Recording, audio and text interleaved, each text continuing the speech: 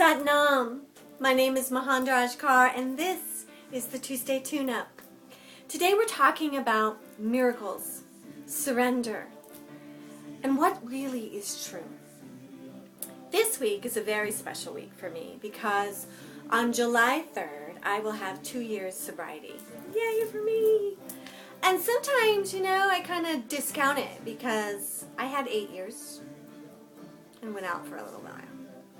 And then I had 4 years and went out. And I wish I could say that during that time I didn't have yoga or I didn't know God. That's not true. And even the last time that I went out, I had Kundalini. So it's been hard for me to swallow who I am. And I remember this last time when I got sober, when I was about 10 days into it, I was praying for God to take this desire I had to drink away. Take it away from me. I don't want to be like this.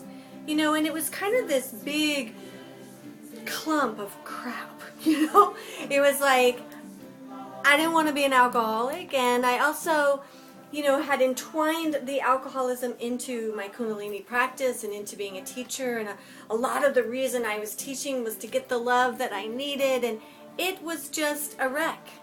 And I was like, God, I don't want to do it this way. Take it from me. And every morning in meditation, I'd wake up, look myself in the mirror, and there I was. Nothing had changed. I was like, no, I know I'm supposed to be here on this planet. I know I have something wonderful to do. Take this desire to drink, take this insidious entwination with my Kundalini, this mess I've made of it, away. And I'd go to bed, and the next day I'd wake up, and I'd look in the mirror, and I was still the same. One day, I finally got up, and I looked myself in the mirror, and I said, okay, this is it. I surrender. I give up. This is who I am. This may be who I am forever, at least for this lifetime. And it was in the surrender I felt relaxed, and I felt something happen. It's the beginning of change that I felt happening. I just didn't know it then. Real change takes time. And really, I have and you have, we've been changing the entire time on our yogic practice. And it happens gradual, because if it happens fast, they'll probably put you away. You'll go, woo, right? It's gradual. So who I used to be was really insecure and really mean to me. I had a real, it was really more of a fearful person. If I were going to be a cartoon character, I'm Piglet. Piglet with Winnie the Pooh? He's a little pig that goes, oh, dear, dear, dear. That's me. And I would worry about everything. I'd worry about whether you love me. I'd worry about money. I'd worry about, is things going good for Treasure, my daughter? I'd worry about, does my family need this, or do they like this? And I was overly concerned, worried, sometimes in fear about things that were always completely out of my control, which also entwined a lot with my drug of choice, because alcohol made it all go away. Oh, dear, dear, dear. What to do?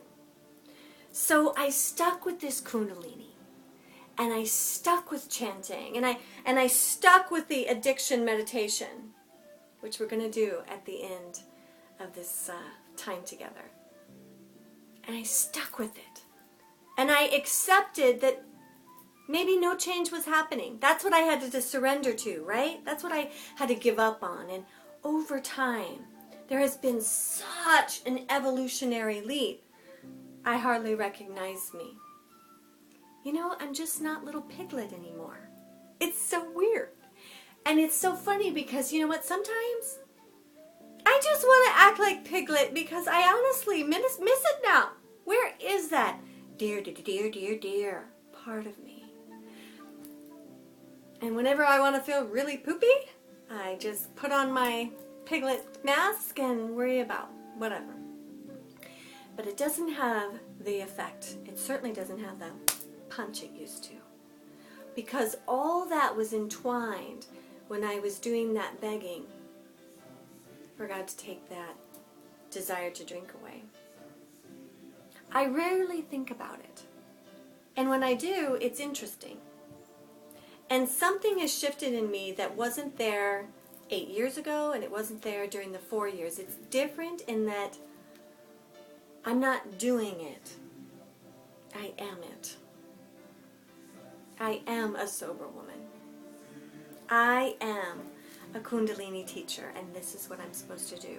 And if it was the pain of addiction and the little piglet in my heart that got me on this path, well, sitting where I am, it's pretty good. So I want you to look around in your life. One of those things that you just have lost your patience with you. And surrender. Maybe you're always going to be a little complainer. Maybe you always are going to manipulate because you're afraid you're not going to get any love. Surrender it. Maybe that's just the way it is. But commit to your Kundalini practice. Look through your books and your Kriyas and find something that the Kriya sounds like or the mantra seems like. It's going to bring more love and light to you. It's going to bring you some spiritual grit. We are all addicted to the thought of being separate. We are all addicted, ultimately, to fear. And that's my little piglet, right? Oh, dear, dear, dear. We're addicted to fear. And how we compensate for it becomes the disease, right? That's what happens to every single human being. Because we forgot the most important thing. We're God. There's nothing to be afraid of. I don't have to look for love. I don't have to get you to fall in love with me. I am love.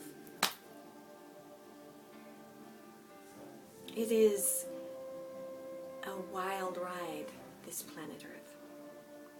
So one of the things that really break addictions is the addiction of meditation. So whether you're addicted to watching too much TV or negative self-talk or ice cream or pot or whatever, if you can't stop doing this to your lover and you know you want to but you can't, you're addicted to control, you're addicted to fear, and relax. So what? It is fixable. So you're going to put your thumbs right in here to that little soft spot at the temple, right? And you're going to inwardly chant in your mind, sa, ta, na, ma. At the same time, you're going to clench your jaw. Clenching your jaw to sa, ta, na, ma. Focusing here for 3 minutes. We're going to do it for 30 seconds. What you're going to notice is it totally vibrates the frontal lobe and it does an adjustment to your pineal. This changes the way your mind is wired, and addiction is no longer something that controls you. You begin to have a relationship with the energy that you can consciously change. And then use your desire and addiction for the right thing. Why not? Get addicted to God. Get addicted to serving. Get addicted to love and love everyone. But for now, let's get ourselves free of a bad habit. Close your eyes. Clench your jaw, sat. Clench your jaw, na. Clench your jaw, ma. Sa, ta, na, ma. Clench the jaw. Sa, ta, na, ma. Stay with it. Clenching the jaw. Sa, ta, na, ma. Sa, ta, na, ma. Sa, ta, na, ma. Feel the pulsing of your jaw in the temples. Sa, ta, na, ma.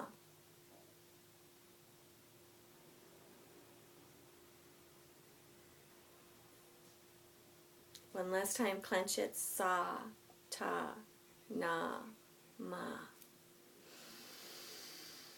Build up to 3 minutes. Go for 11. If you really got a situation on your hands, do 11 minutes for 40 days. Sa, ta, na, ma. It's the cycle of infinity. It is the power that can change anything. Thank you all for loving me and holding me up when I got sober 2 years ago. Thank you for making my anniversary possible. Thank you for being the Kundalini tribe. I love you so much. And I'm here for you. One of the best ways to conquer a great drama in your life is to do a mega dose of Kundalini yoga. So maybe the 5-day Kundalini beginning July 31st is just the thing for you. And don't let that little piglet in you go, oh, ddddear, dear, dear. You're not afraid. You're a super soul. Mwah. I love you. Sat Nam.